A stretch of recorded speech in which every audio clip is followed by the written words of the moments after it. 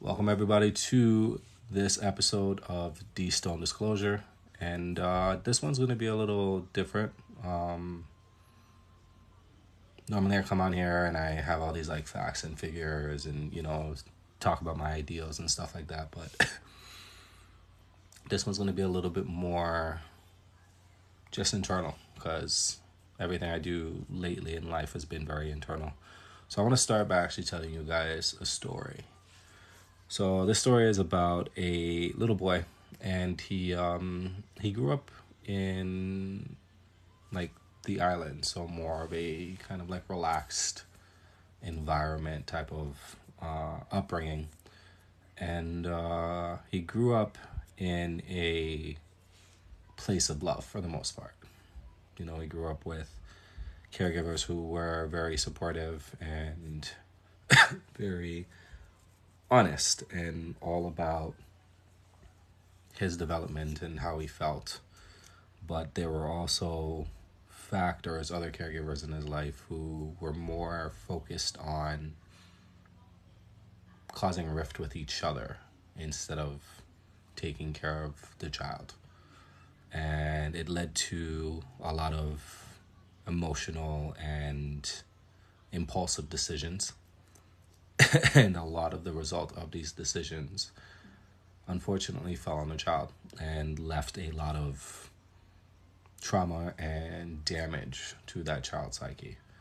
And as much as that other caregiver was really focused on kind of providing them the best life possible and providing them the most peaceful environment possible, these other caregivers really weren't about it. They were just very focused on themselves and how they can get a one-up on the other. There was a lot of infighting, there was a lot of back and forth, and there wasn't really a lot of focus on the damage that that relationship could cause. Though this child went through trauma, though they went through some hard times, though they went through some unsavorable moments, as they grew, they still grew up in a somewhat positive mindset because the constant care in their life was consistently positive.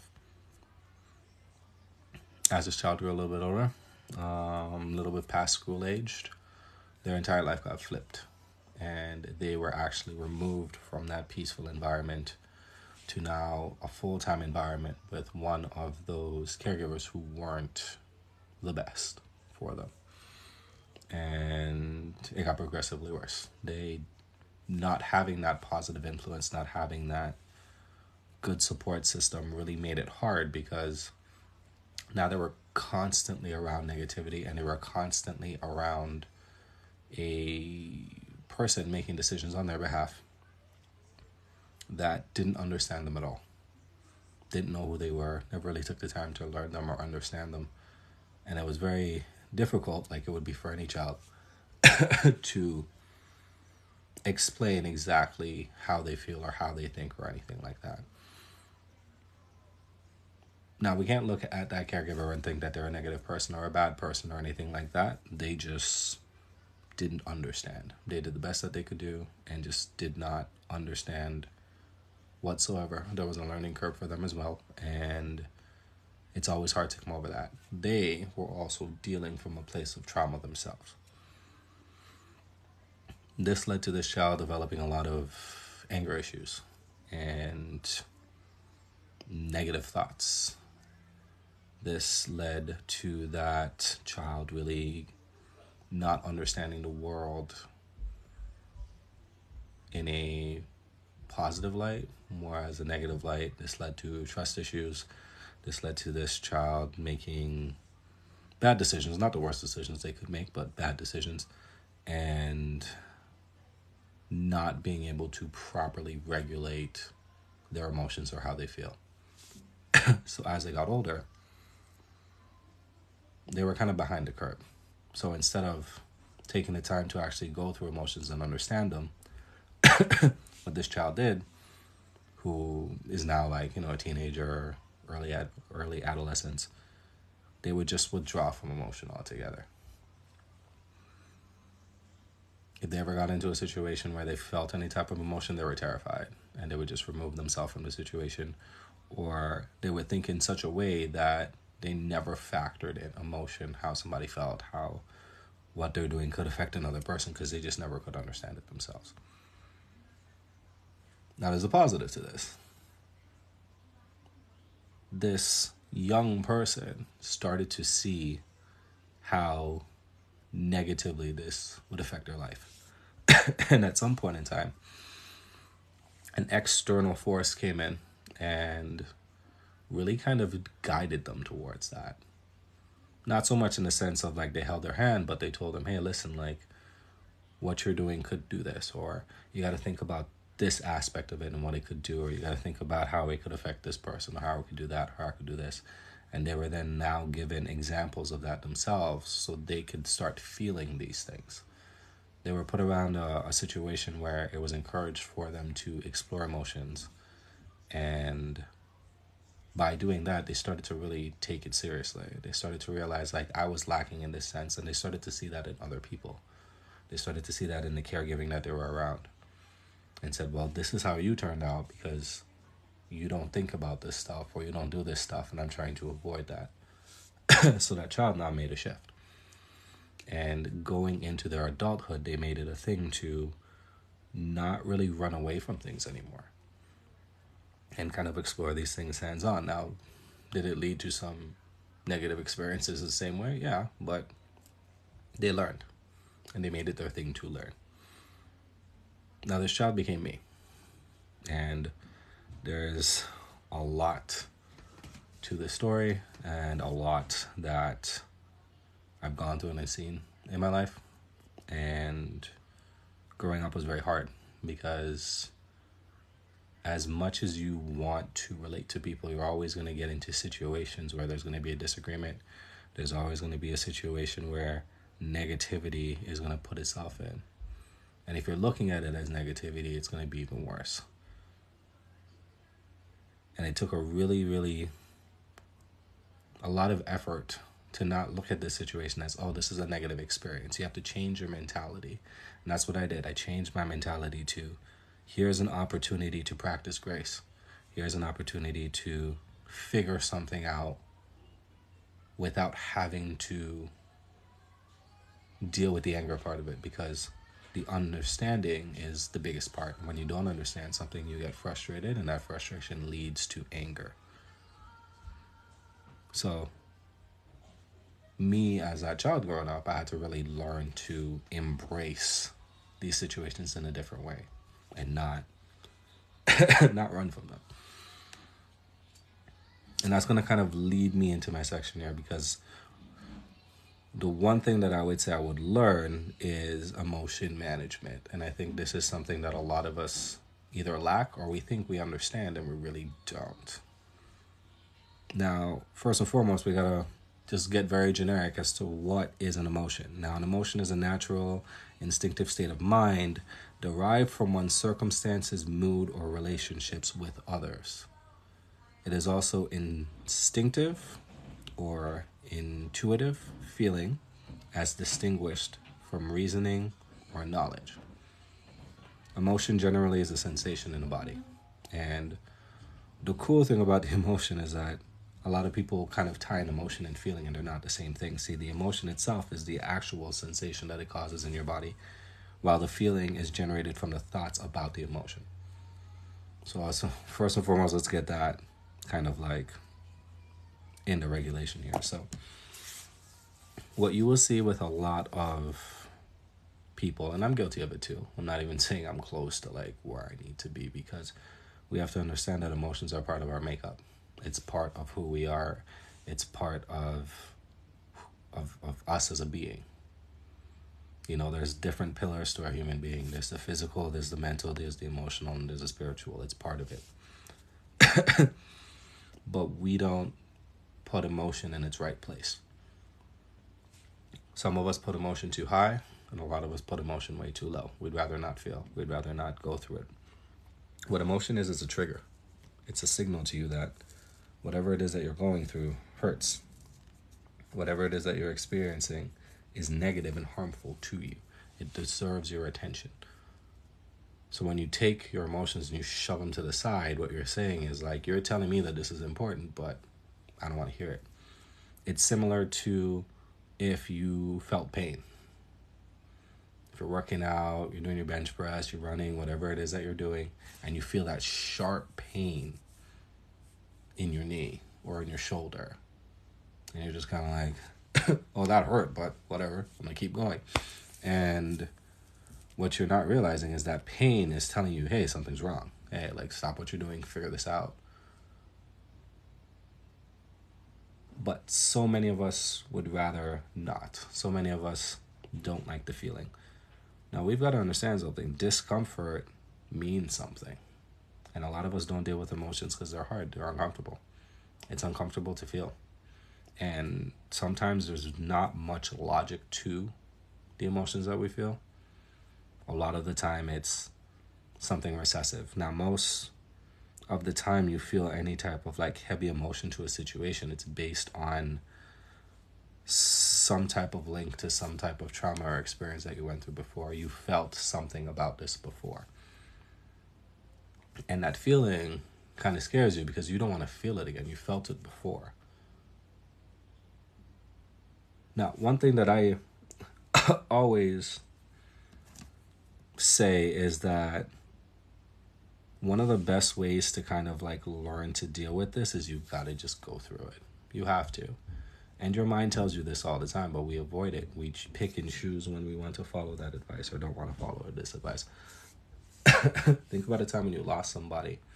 Either they passed away or you're going through a breakup or something. What is one thing that you wind up doing? And you don't really think about it. It just happens. You start listening to those power ballads. You start listening to that sad breakup music. It's the truth. You start listening to that sad breakup music. You start connecting to that a little bit more. You start listening to that grunge, that woe is me. Everybody does it. Because we're trying to feel that emotion. And the only way we're going to feel it is to try to put ourselves and immerse ourselves in it. But it becomes too much. And then we start to just say, you know what? No, I don't want to deal with this. And we run. It's always easier to run away from anything. It really is. It's easier to run. What we don't realize is the more that you leave this stuff in the closet, the more that you run from it, it doesn't make it go away. It's just going to come back and it's going to manifest in different ways. It actually might come back worse. There are a lot of people who, and I've come across a lot of people who, in all honesty, as crazy as my life has been, I've met a lot of people whose lives are a lot worse. So the first thing I always think is like, yeah, you've gone through more than I have. And it's not so much that like we may look at their situations and compare them. It's just, to you, what you went through is big. What you went through is massive. What you went through was hard and difficult for you. It might not have been for me, but I'm only saying that based on like the lessons that I've learned from my life. So my struggle and your struggle are always going to be different. But I feel like sometimes we like to put our hurt and our pain above other people. And we almost like start to compare it. And I'm like, you can't really compare something like that. If somebody was affected by something, if something drums up an emotion for somebody, there is something there. There is a reason that they feel what they feel. Now, if you start looking at like attachment theories, which I started touching on, I'm still kind of going through it and I'm not really going to talk about it until I'm an expert on this thing, but we are a collection of experiences. And unless we are able to process the lesson from every experience, that's where the trauma comes from. The trauma is not, oh, this bad thing happened to you or anything like that. It's this thing happened to you and you have not been able to figure out why or gotten closure from it. Now we look at closure as having to be like, oh, I want this person to apologize. I want this person to tell me they're sorry. No, you got to find closure in yourself because you're never going to be given that opportunity all the time. If you look at a breakup, it's very rare that both people in that breakup are going to look at it and say, you know what? I'm sorry I did this to you. And the other person will be like, yeah, I'm sorry I did this to you. That's actually a rare thing.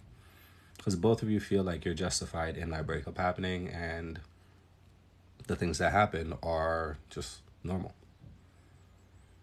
Now, breakups are hard because breakups drum up a lot of emotion, and I don't think we realize how much. I think we've gone through the ringer so much that we almost become desensitized to it, and we start to think that this stuff is normal. And we don't see how the after effects trickle into our everyday. Now, if you grew up in an environment where you never saw a positive relationship before, it's very difficult for you to understand what a positive relationship looks like. If you grew up in an environment where you saw somebody constantly just like get to a certain point with a person and leave, you start thinking that that's normal. And what do you always hear from like those people who are like serial relationship people? It's like relationship to relationship. And as soon as it gets boring, or as soon as it gets stale, or as soon as like it becomes difficult, they cut. You never hear their side of the story where they say, you know what, I think there's something in me that I need to change. I need to understand why it is that I need to be stimulated all the time from a relationship, or I need to be stimulated all the time from this, or why do I assume that it's slowing down or it getting difficult is a negative. You never hear that. What you hear is, oh, they weren't fulfilling what I needed more, I didn't feel like I was listened to, I didn't feel like this, I didn't feel like that. And 90% of the time, the other person has no idea. Like, it was never really like addressed. Or if it was addressed, maybe they were just in a place where they didn't understand it. So it wasn't explained in a way that they could understand. That's why we see so many breakups, because it's easier to run. Dealing with your emotions is not easy. Like, firsthand, I will tell you guys this, it's not easy. And speaking from a guy's perspective, it's even harder for us because we're told we're not supposed to. We've been taught that like showing your emotion or even dealing with emotions in any way is weak. And if you do it, you're a coward and you need to just bury it and just move on. And the negative things are always going to happen in your life. It is what it is. You just got to deal with it. Sitting there and talking about your emotions is bullshit. Crying about something is nonsense. I can attest for probably 70 to 80% at least of men. This is something that we've just been taught from time. This is what we understand being a man to be like. When people say man up, it's like take all of that and just shove it in a corner and move on. Soldier on, that's what you do. I lived with that mentality for a long time. And in all honesty, I didn't think that there was anybody who would understand what I go through, or understood what I was thinking, or understood my emotions to that degree. Now, I was in a very long-term relationship. I was married. And at the beginning of my relationship was a little bit different. But again, you're getting to know the person, right? You get the best representative. But as time progressed, anytime I had any type of like negativity or like an emotion that I couldn't understand, I couldn't bring it to my partner, because I would just get the same answer. Like, well, why are you bothering with this? Well, I don't have time to listen to this. You just sound like you're whining. Like, man up. So I stopped. And I'm sure like a lot of men can attest to this. You just stop. They start looking at you different. As much as they want you to open up about your emotions, they will never. It's hard for a woman to understand a man's emotion because we went through different things.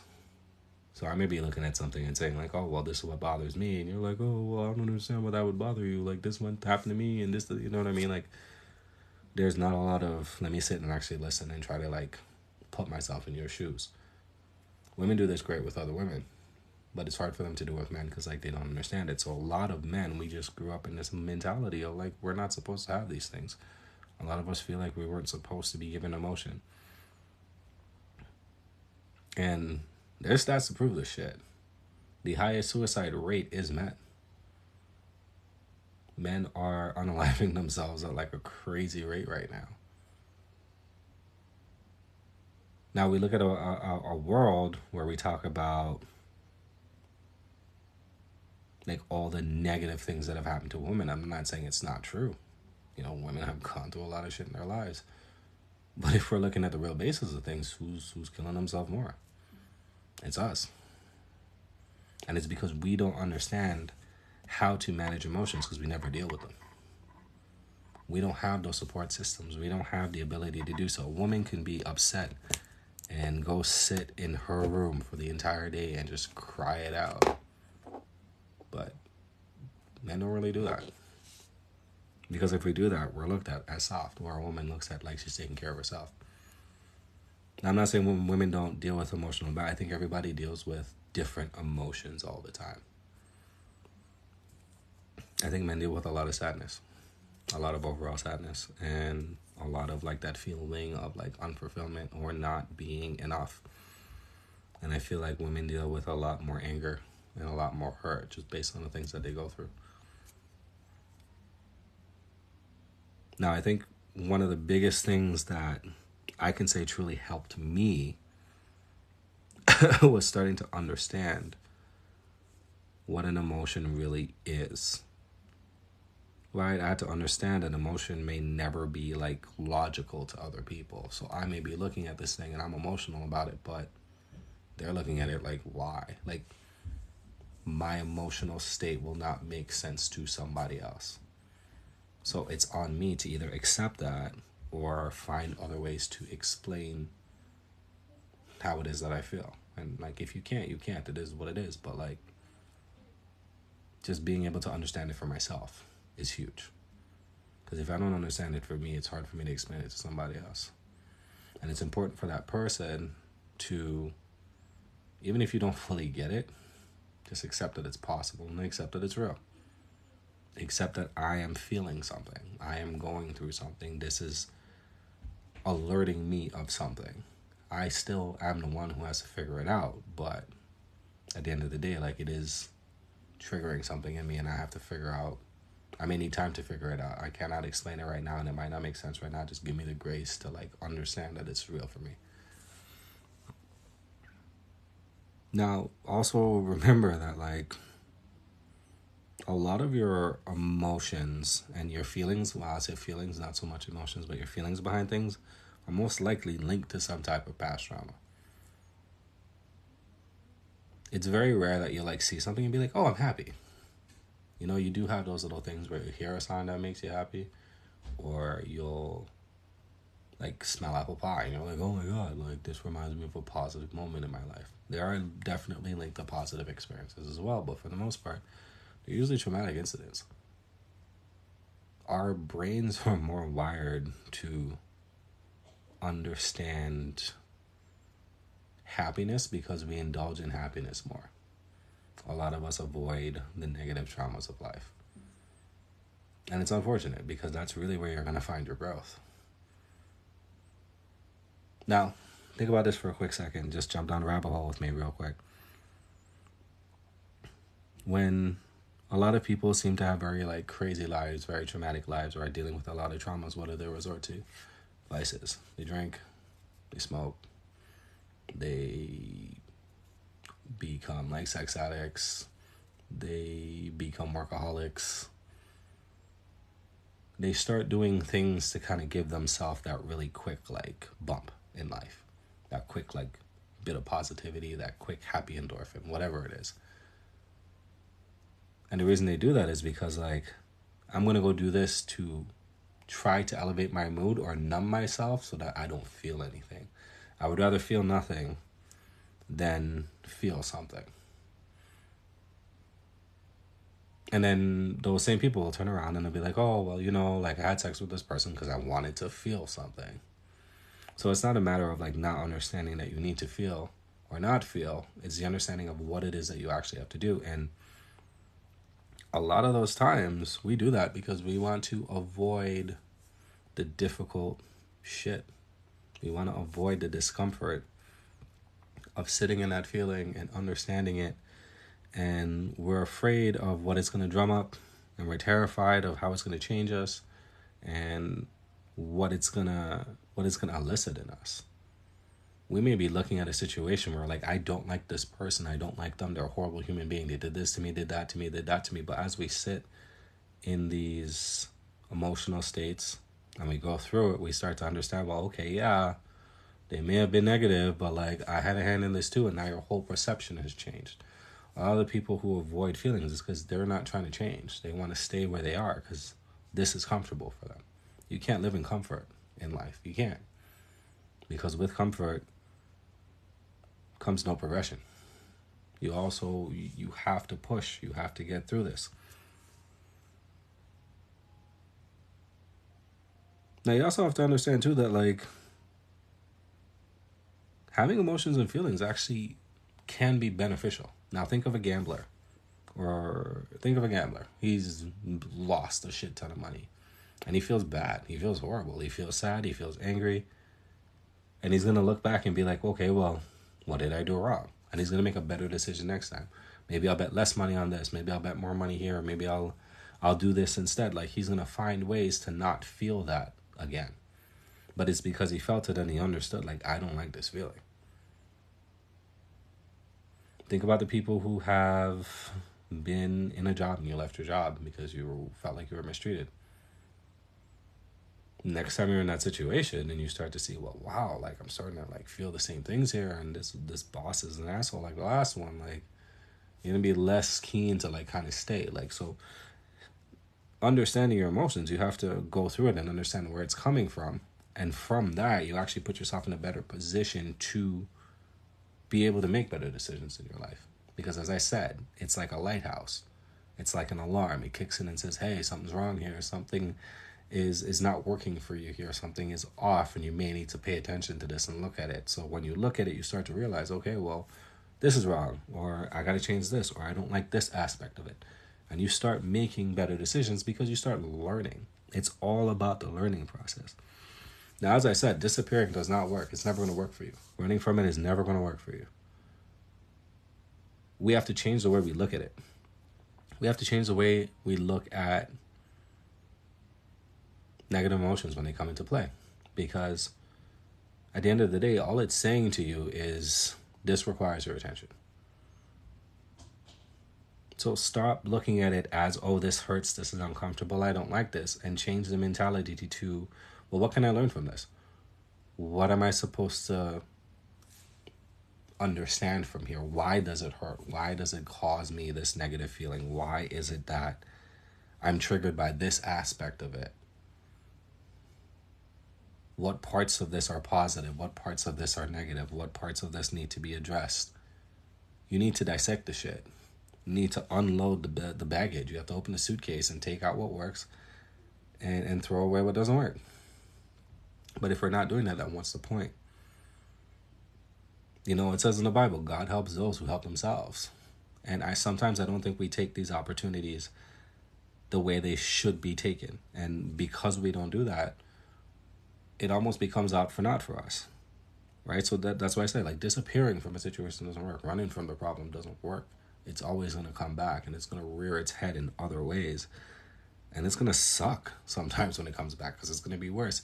It's going to force you to, as soon as you get uncomfortable, you're going to cut. Or as soon as you're in a situation where you're like, oh, I don't like this, you're going to leave. I was very much like that. I'm not even going to lie to y'all.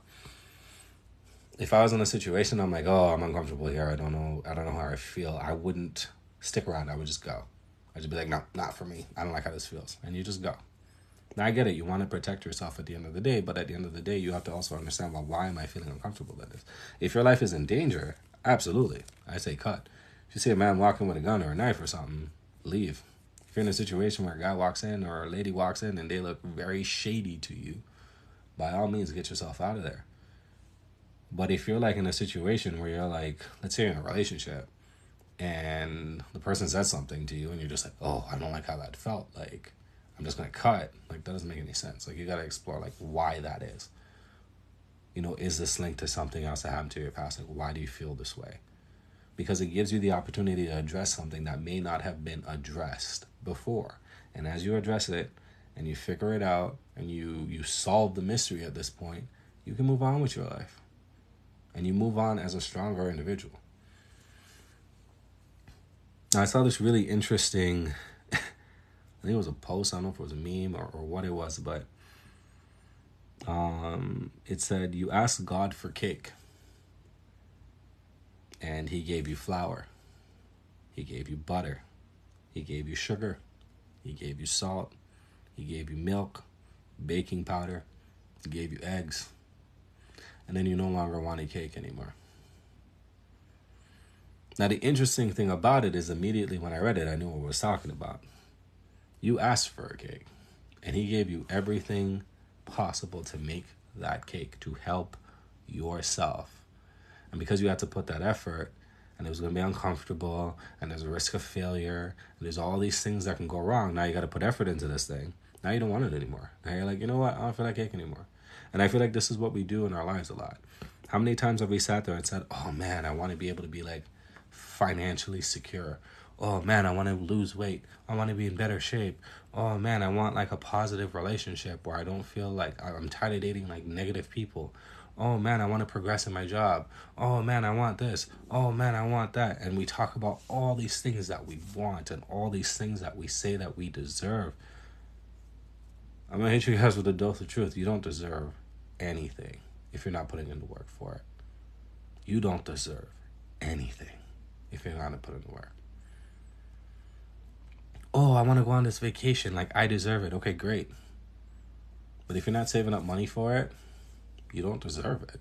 But it's going to just be handed to you. Oh, I want to have a good I want to get married. I want to get married to a great person who treats me well and da-da-da-da-da and all these things. Okay, great. Did you do the work for that? Are you able to provide what that person needs as well? Are you able to sacrifice? Are you able to work together? Are you able to be compromising? Are you willing to do the work for that relationship? Because it's not just going to happen. It's not just going to come out of the blue. You got to put work for it. If you're at your job and you want that promotion, did you look into what you have to do to get it? Did you look into what that job is going to require you to do, what those new duties are? And did you practice or get training or education to put yourself in the best situation for that? You may deserve it because you've been there for a long time and you worked your ass off. But that doesn't mean you're going to get it. Because if you really deserved it, you would do everything that you have to do to get it and to prepare for it. And if you didn't get it at that point in time, then I'll agree with you. But until you do that, it don't mean shit. Doesn't mean anything. I feel like I deserve $1 million. But did I do anything for it? No. So why would I get it? Just saying. Why would I get it? I feel like I deserve an Aston Martin. What did I do to get it? Did I go out there and make enough money to afford it?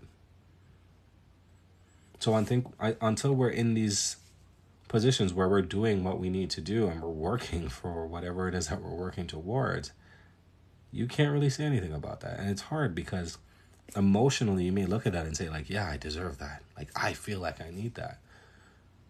But this is why I say that balance has to come into play, because you now have to regulate like, okay, well, my emotion says I deserve this. But like, am I working towards this? We need to use those emotions in a positive way. If you truly want something, you'll feel it. Like, your emotions will kick in and let you know. Like, one of the things that I really wanted to do once I came out of my marriage was I'm like, no, I'm going to get back into shape. That's something I put on the back burner. I put my health on the back burner for a while. I didn't take it seriously. I was like in the gym, but I wasn't in the gym like heavy. And like even then it was like I'm going at their pace. I wasn't taking my health serious for a while. And coming out of that, I was like, no, this is a staple for me. This is something I want. And when I wasn't there, if I missed the day, I felt bad. I felt bad. That's how I knew I wanted it. That's how I knew I wanted it really, really, really bad. Now, I have a good job. My job pays me really well. Between everything I do make 6 figures a year. But at the same time, I want to own, like, my own business. Like, that's my thing. I've wanted this since I was younger. I actually owned a business when I was, like, 11, 12 years old. And I've, like, helped run family businesses and stuff like that. So, like, for me, I knew, like, I don't mind working for somebody, but it's not something I want to do for the rest of my life. I want to be able to create something sustainable, something that's going to not only benefit my life, but the lives of other people. And I feel bad every day that I don't have it. Like, I feel it in my gut. And, like, people who do, I'm like, yo, I'm proud of you, but, like, it's still instills something in me. That's how I know I want it. That's how I know it's real to me. And I attest this to being a parent. Because, like, I love seeing my son. I love being around him. Like, just being in his presence makes me happy. So we have to start understanding that, like, our emotions are almost going to be like a guide for us. They're going to let us know what's really important to us and how much it really feels for us. Like, if your thing is, like, I really want to get into shape, you're going to feel bad every day that you're not. But if you run from the emotion or you run from the things that like get uncomfortable for you, you're never gonna achieve what you want to achieve. Like they're giving you all the ingredients for the cake. Sometimes you're the one who has to go in there and just make the cake, and you're gonna have it regardless. Discomfort is great. And being able to manage your emotions is making it possible for you to be uncomfortable without being overwhelmed. Now, one of the biggest things I always say is therapy is important. It is. It's been important for me. I will say it all day, every day. It's been a huge help for me. But just listening to a therapist or talking to a therapist is not what it's about. Now, if you notice, and I've had 3 therapists, if I include marriage therapists, if you listen to a good therapist, I mean a good therapist, one thing they're going to do is they're going to give you homework. They're going to say, okay, well, I want you to explore this and think about it and really put your effort into pondering about it, or I want you to adopt doing this on an everyday basis, like do it when you go to work, talk to people, and try this technique, blah, blah, blah, blah, blah. If you're a people pleaser, like start saying no to people. Like sometimes just instinctually, just say it so you get used to the feeling of it. Like they give you homework to do. How much of us actually do the homework though? That homework is not because they feel like they got to give you something to do. Like they're trying to prepare you for this. They're trying to give you the idea that you got to practice at this. Understanding emotions, we think is something that we should just be able to do. It's not. It's a skill. It's something you got to practice. It's like learning to shoot a basketball. Like we look at Steph, and Steph's one of the best in the world, if not the best shooter on the planet. We could watch videos of Steph all day. We could play with Steph on 2K. We could watch his form. We can emulate it and be like, oh, he puts his wrist like this and he jumps like this and he does that like this. But what's the one thing Steph's going to tell you? I only got better at shooting because I kept shooting. I would shoot like 1,000 shots a day, 2,000 shots a day, 3,000 shots a day. I kept shooting and I missed a lot of them, but I got a lot of them. And the more that I did it, the better I got at this. The more that I did it, the easier it got for me. Now I'm at a point where it's just natural for me. And it's not going to be easy for everybody. Some emotions are going to be very easy for you to understand, and others are going to be difficult. For me, the hardest one to get over was anger. Because I've had it for so long and I ran from it. I didn't want to deal with it. I didn't like how it felt. But it wasn't until I started channeling it, and martial arts was huge for me with this.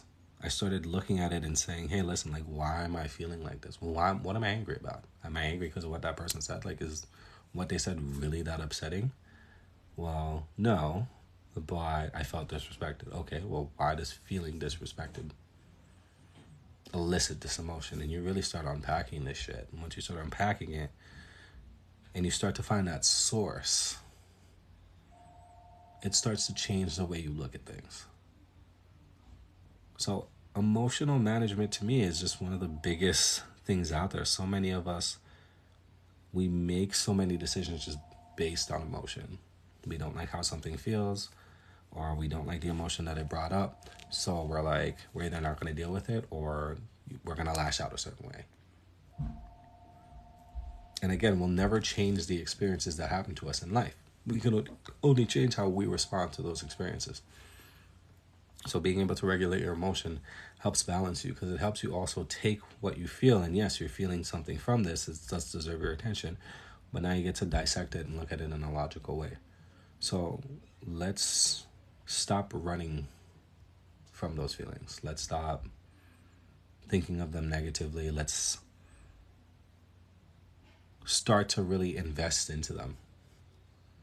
When you're feeling upset or you're feeling overwhelmed or you're feeling overworked or you're feeling sad, like take the time to sit down and really process it. If you can't do it in the moment, that's fine, but you can't just leave it. You got to go back at some point and process it and really understand why it is that you feel how you feel. Because, again, it's part of who you are. And it's very weird to not understand part of yourself. Because if our goal is to just be completely or try to achieve complete growth in ourselves and complete balance in ourselves, and we're just negating this one because it's difficult, you're not going to achieve anything, guys. We got to understand that. If you're on a journey to get in shape, the second that working out becomes uncomfortable and you quit, you'll never get there. If you want to improve in your job, doing the status quo is not going to do anything for you. If you're not doing the things that you need to get that promotion, you're not going to get that promotion. If you're not doing the things to become financially free, like saving money, reducing your spending, budgeting, all of that stuff, getting a second source of income, whatever it is you need to do, you're not going to get there. No one's going to hand it to you. So dealing with your emotions is huge, because this is one that affects everything. It encompasses it all. Because once your emotions are off, you're not making the best decisions in life. Whether it's too much emotion or not enough, we got to feel, because it's part of our makeup. But we also have to learn how to manage it. And if you're an empath, it's even harder, because now you're taking out other people's emotions. So you really got to be careful with that, because at the end of the day, if you're unable to manage your own, it's going to be hard for you to manage your own and somebody else's. So you tend to put yours on the back burner, and then you may help that person out, but at the end of the day, now you're still broken, and you're still in a place where, like, you don't understand what's going on with you. So let's start changing a lot of things. Let's start changing the vocabulary on things that we say, because I find that emotions tend to amplify things. How many times have we said, oh, I hate this? You don't actually hate it. You don't like it. We don't hate it. Hate is a strong word. But it's telling. Because if we're using very extreme words for something, it actually heightens the emotion we feel behind it. It's the difference between somebody coming up to you and saying, I dislike you. Or I dislike how you talk to me. Or I dislike how you look. Or I dislike how you do this. Yeah, you're going to feel some type of way, but you're not going to be like up in your feelings about it. But if someone comes up to you and says, I hate how you look, I hate how you talk, I hate this, I hate that, you not take that on more extremely. You add more emotion to the situation. So we have to change everything from our vocabulary to the things that we're taking in from our environment. And I don't just mean the oxygen and the pollen. I mean like the music that we take and the media that we take and all of that stuff. Cater it to it. Cater it to the understanding of things. Don't ride on your moods, because your moods change so fast. Don't ride on your emotions, because your emotions can change in a heartbeat. You have to understand it to a point where you can manage it and regulate it and learn from it where you need to learn from it. One thing that I can say, and I can attest this for myself, whenever I'm going through something and I really need to figure it out, I immerse myself in it. If I'm going through a breakup, I'm playing some of the like music that actually expresses how I feel inside, and it's very vast. It goes from like like hardcore rap to like, I don't even know, like pop music. Like it just, anything that touches or elicits that emotion, like I'll listen to. Anything that I'll watch, I'll listen to, because I want to immerse myself in it as much as possible so that I can understand it and I can really break it down. I can't run from it anymore. We can't run from emotions, guys, because it's telling us something. We need to listen. I hope this helped some people, and I hope you guys are starting to understand this. Like, that is part of our makeup and who we are, and we need to learn how to regulate it and manage it and not let it take over our lives and not let it put us in bad situations or leave us as less complete people. I love you guys. I hope you guys check out some of the other episodes on the podcast. Follow on YouTube at The Stone Disclosure. That's The Stone as the rock, disclosure as the shit you get from court. I have a lot of other stuff up there. Go out and check out the one I had about having grace with yourself, because that actually segues really good into this. So once you kind of understand that one and you take in the information from there, this will make a lot more sense for you and it'll be easier for you to understand. Hope you guys have a great day. Stay tuned for the next episode. The next one, I'm actually going to bring some people in. So we're going to have a bit of the panel from the Man Cave out here. And I hope you guys, tune into that one and love it as much as this one. Like, share, subscribe, all of that good stuff. and you'll get all notifications for when I have anything new coming out. Love you guys. Protect your heart.